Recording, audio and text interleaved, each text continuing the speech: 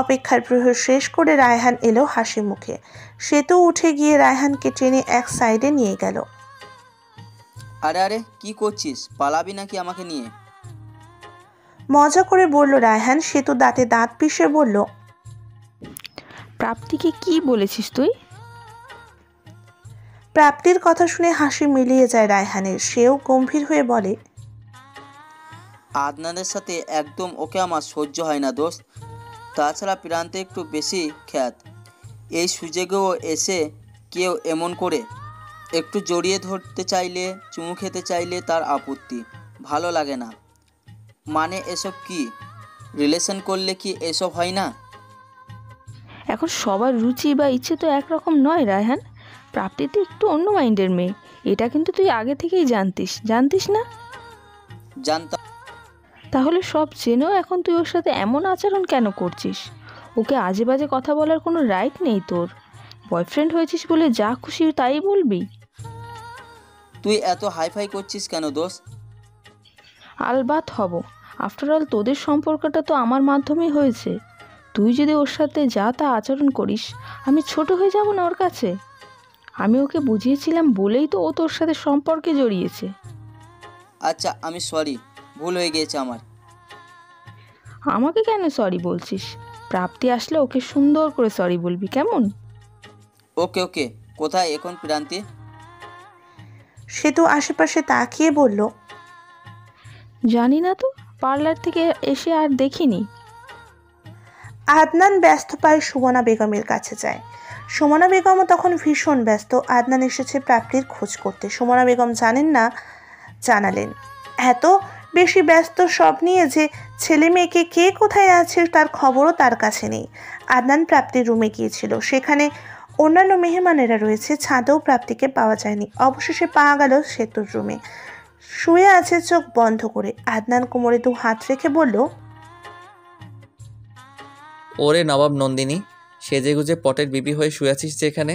চল চল, গায়ে হলুদের অনুষ্ঠান শুরু হয়েছে। প্রাপ্তি উঠল না, শুয়ে রইল। বলল, ভীষণ মাথা ব্যথা করছে, যেতে পারবো না। ফাউল কথা বলবি না প্রাপ্তি। সে তোর গায়ে হলুদ আর তুই যাবি না? বললাম তো মাথা ব্যথা করছে। ওষুধ খেয়েছিস? না। ওষুধ না খেলে মাথা ব্যথা সারবে কি করে? তুই শুয়ে থাক, আমি ওষুধ নিয়ে আসছি। প্রাপ্তির কিছু বলার পূর্বেই আদনান চলে যায়। মিনিট 2 পরেই প্রাপ্তিকে খুঁজতে খুঁজতে এই রুমে রায়হানও চলে আসে। পাশে বসে বলে, শুয়ে আছে কেন, যাবে না? মাথা ব্যথা। কিছু হবে না, তুমি চলো। অনেক বেশি মাথা ব্যথা রায়হান। আমার উপর রাগ করে আছো তাই না? এই জন্যেই যাবে না? আচ্ছা আমি সরি। এখন দেখো আমি কানও ধরছি, আর কখনো তোমার সাথে খারাপ ব্যবহার করব না। প্রাপ্তি দায়সারাভাবে বলল, ইটস অল রাইট। তোমাকে খুব সুন্দর লাগছে। বলে প্রাপ্তিকে জড়িয়ে ধরে রায়হান। শাড়ি পরে পেটের কিছুটা অংশ উন্মুক্ত ছিল। রায়হান সেই উন্মুক্ত জায়গাটুকু ছুতেই লাফিয়ে ওঠে প্রাপ্তি। শটাং থাপ্পড় বসায় রায়হানের গালে। মৃদু চিৎকার করে বলে, চলে যাও এখান থেকে। রায়হান কয়েক সেকেন্ড চুপচাপ দাঁড়িয়ে থেকে প্রাপ্তির দিকে এগিয়ে যায়। রাগ তার মাথায় আগুন জ্বলছে। সে প্রাপ্তির 2 গাল চেপে ধরে বলে, টাচ করলেই তোমাকে সব সমস্যা হয়ে যায় তাই না? এখন আর ভাল লাগে না। আমার মাথা ব্যথা লাগছে রায়হান। মাথা ব্যথায় এমনিতেই কাহিল ছিল প্রাপ্তি, এখন আবার রায়হানের শারীরিক মানসিক 2 আচরণে ভীষণ কষ্ট দিচ্ছে। রায়হান আরো শক্ত করে গাল চেপে ধরে বলল, লাগুক, আদর করতে যখন বিদায় না তখন ব্যথাই নাও। রায়হান প্লিজ যাও, কেউ এসে যাবে। রায়হান ছাড়া দিয়ে প্রাপ্তির গাল ছেড়ে দেয়। যাওয়ার পূর্বে বলে যায়, তোমার মতন গার্লফ্রেন্ড আমার দরকার নেই। চাইলেই আমি 1000টা গার্লফ্রেন্ড এমনিতেই করতে পারি। প্রাপ্তি কাঁদে। মাথার যন্ত্রণাটা এবার যেন আরো বেশি বেড়েছে। অসহ্য লাগছে এখন সবকিছু তার। আদনান ওষুধ আর পানির বোতল নিয়ে এসেছে। সেগুলো টেবিলের উপর রেখে বলল, খেয়ে একটু রেস্ট কর, মাথা ব্যথা কমে যাবে। এরপর অনুষ্ঠানে আসিস। চলে যাওয়ার সময় প্রাপ্তির ফোপানোর শব্দ কানে আসে। দাঁড়িয়ে পড়ে সে। ব্যস্ত হয়ে এগিয়ে হাঁটুতে মুখ গুজে কাঁদছিল প্রাপ্তি। আদনান ওর মাথায় আলতো করে হাত রেখে বলল, প্রাপ্তি, এই প্রাপ্তি, কাঁদছিস কেন তুই? মাথা ব্যথা বেশি হচ্ছে? প্রাপ্তি নীরবে শুধু কাঁদছিলই। আদনান এবার জোরপূর্বক প্রাপ্তির মুখটা তুলে ধরে। লাল হয়ে যাওয়া গাল দেখে চমকে যায়। আঙুলের দাগ স্পষ্ট হয়ে আছে গালে, নখের দাগও রয়েছে। আদনানের রাগে হুঁশ হারানোর উপক্রম প্রাপ্তির এই অবস্থা দেখে। সে দাঁত মুখ খিচে বলে, আমি যাওয়ার পর রুমে কে এসেছিল প্রাপ্তি? আর কি হয়েছিল? প্রাপ্তি কথা বলতে পারছে না। কাঁদতে কাঁদতে তার হেঁচকে উঠে গেছে। আচমকা সেই মুখ ভর্তি বমি করা শুরু করে। রাগ হারিয়ে আদনান এবার প্রাপ্তিকে নিয়ে অস্থির হয়ে পড়ে। মাথায় হাত রেখে চেয়ারে হেলান দিয়ে বসে আছে আদনান। তার চোখ মুখে ক্রোধ ও চিন্তা উভয়ই আছে। সুমনা বেগম নারকেল তেল আর পানি মিশিয়ে প্রাপ্তির মাথার স্ক্যাল্পে আলতো করে ঘষে দিচ্ছেন। মেয়ের হঠাৎ এমন অসুস্থতায় তিনি নিজেও কিছুটা চিন্তিত। আদনানের কাছেই খবর পেয়ে ছুটে এসেছিলেন তিনি। ঘরদোর পরিষ্কার করে এখন প্রাপ্তির মাথার কাছেই বসে আছে। তুই এখানে এখনো বসে আছিস কেন? বাইরে যা, সবার সাথে সময় কাটা।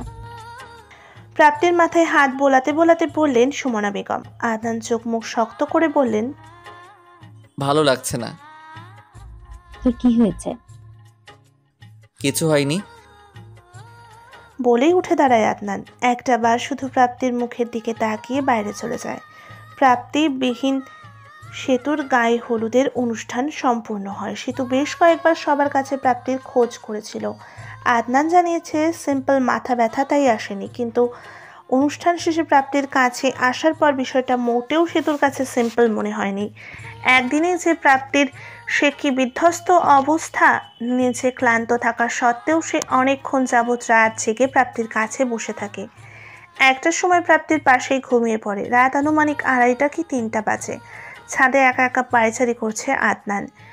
সেই যে রাত 1টায় কারেন্ট চলে গেছে, এখনও আসেনি। গরমে রুমে টেকা যাচ্ছিল না, তাই ছাদে চলে এসেছে।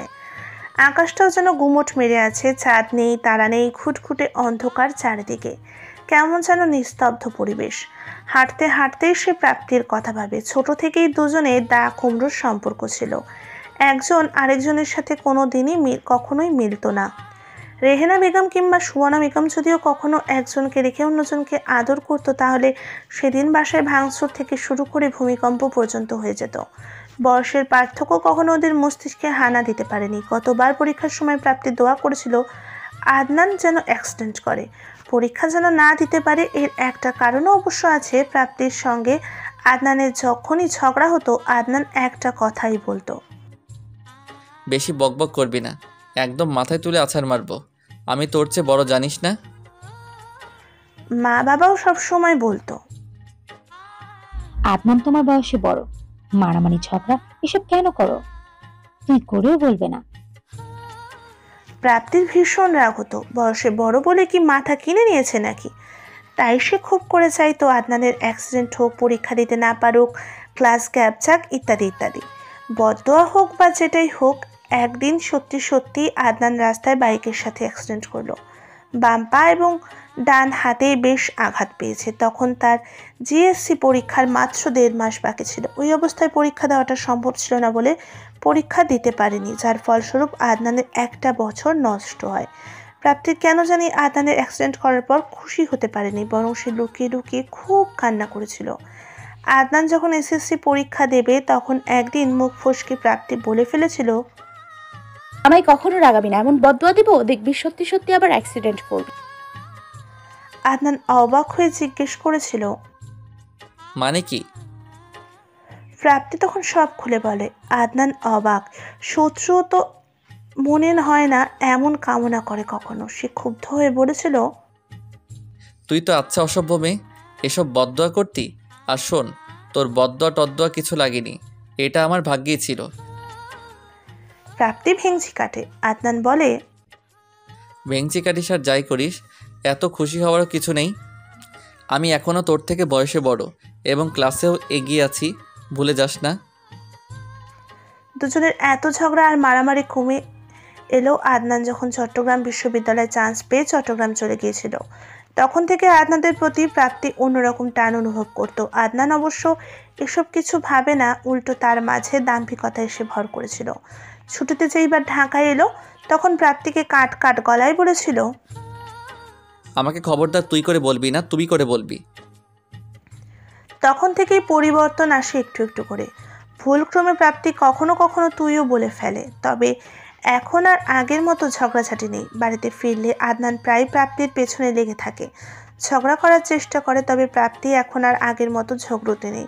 সে এখন চুপচাপ শান্ত স্বভাবের হয়ে গেছে, তবে কখনো বাড়াবাড়ি মাত্রায় রেগে গেলে তখন ওকে সামলানো মুশকিল হয়ে পড়ে। বর্তমানে আদনান চট্টগ্রাম বিশ্ববিদ্যালয়ে অনার্স ফাইনাল ইয়ারে পড়াশোনার পাশাপাশি একটা কোম্পানিতে জবও করে। প্রাপ্তি ঢাকাতেই ন্যাশনালে অনার্সের প্রথম বর্ষে পড়ছে।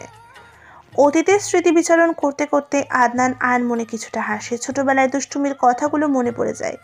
সে এগিয়ে যায় প্রাপ্তিদের বাড়ির ছাদের দিকে। দুটো বাড়ির পাশাপাশি হওয়ায় মাঝখানে গ্যাপ একদম কম, চাইলেই এই ছাদ থেকে ওই ছাদে যাওয়া যায়। সে রেলিংয়ের কাছাকাছি যাওয়ার পরই নারী অবয়ব দেখতে পায় অন্ধকারে। ভ্রুকুচকে কিছুক্ষণ তাকিয়ে থেকে জিজ্ঞেস করে, কে ওখানে? কোনো সারা শব্দ পাওয়া গেল না। আদনান ফের আবারও ডাকে, এবারও কোনো সারা শব্দ নেই। এবার সে নিজেই ছাদ টপকে প্রাপ্তিদের ছাদে যায়। একটু একটু করে এগিয়ে যেতে যেতে বিড়বিড় করে বলে, লা হাওলা ওয়ালা কুওয়াতা ইল্লা বিল্লাহ। ওইটা কে রে? তবুও কোনো উত্তর পাওয়া গেল না। আদনান এবার জোরে সোরেই বলল, ওই কে? কথা বলে না কেন? আদনান, আমি। বিরক্তিতে নাক মুখ কুচকে বলল প্রাপ্তি। ও তুই? আমি ভাবলাম কোন ভূত পেতনি। প্রাপ্তি কিছুই বলে না। আদনান ওর পাশে দাঁড়িয়ে বলে, তুই এত রাতে ছাদে কি করিস? হাওয়া খাই। এত খাস তাও তো মোটা হোস না। তোমার মতো বেলুন হব নাকি? আমি বেলুন? তোর চোখ গেছে, আমি একদম ফিট আছি, বুঝছিস? প্রাপ্তি নিরুত্তর। আদনান বলল, মাথা ব্যথা কমেছে? হুম। এত রাতে একা একা ছাদে এসেছিস, ভয় লাগে না? না। অন্ধকারেই আদনান কিছুক্ষণ প্রাপ্তির মুখের দিকে তাকিয়ে বলে, তখন আমি ওষুধ আনতে যাওয়ার পর রুমে কে এসেছিল?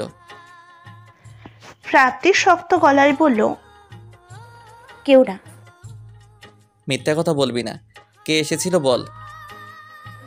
বললাম তো কেউ না। তোর গালে আমি স্পষ্ট আঘাতের দাগ দেখেছি। রায়হান এসেছিল? না। আবারও তুই মিথ্যে কথা বলছিস, কথা লুকাতে শিখে গেছিস খুব, তাই না?